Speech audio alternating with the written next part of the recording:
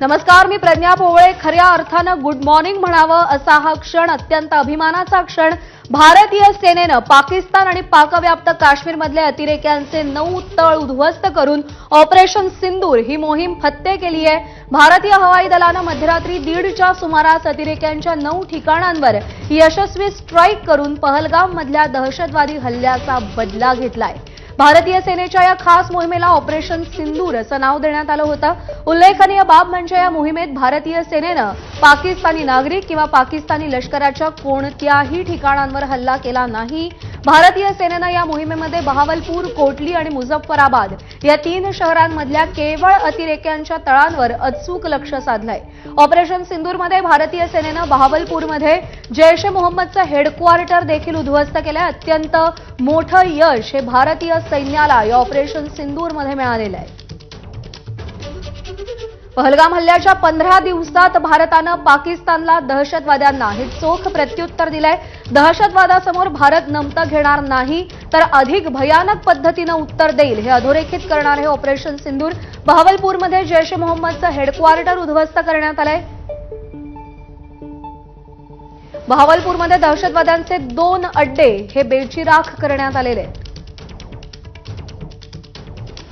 मुरीदकेमध्ये दहशतवाद्यांचा तळ उद्ध्वस्त करण्यात आलाय. मुझफ्फराबादमध्ये दहशतवाद्यांचं ट्रेनिंग सेंटर उद्ध्वस्त करण्यात आलंय. कोटलीमध्ये हिजबुल मुजाहिदीनचं ट्रेनिंग सेंटर उद्ध्वस्त करण्यात आलंय.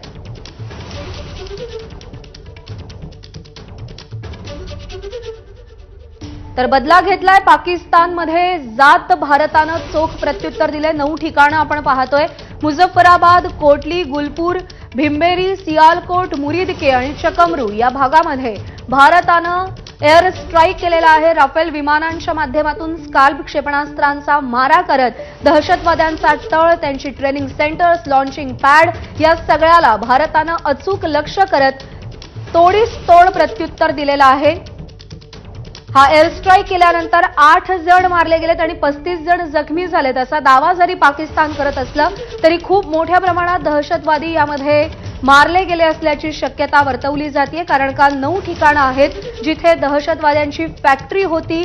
दहशतवाद्यांना तिथे ट्रेनिंग दिलं जायचं, त्यांना शस्त्रास्त्र पुरवली जायची. या सगळ्या ठिकाणांना भारतानं अचूक लक्ष केलेलं आहे.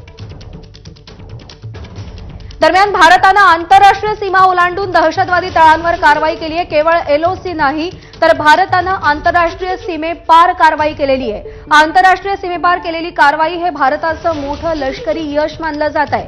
भारतानं नियोजनबद्ध पद्धतीनं पाकिस्तानातल्या दहशतवादी तळांवर कारवाई केली आहे. पाकिस्तानी नागरिकांना न मारता भारतानं अचूक फक्त दहशतवाद्यांचा वेध घेतलेला आहे आणि सीमेपार जात, आंतरराष्ट्रीय सीमेपार जात भारतानं ही कारवाई केली. एक मोठं यश मिळालंय.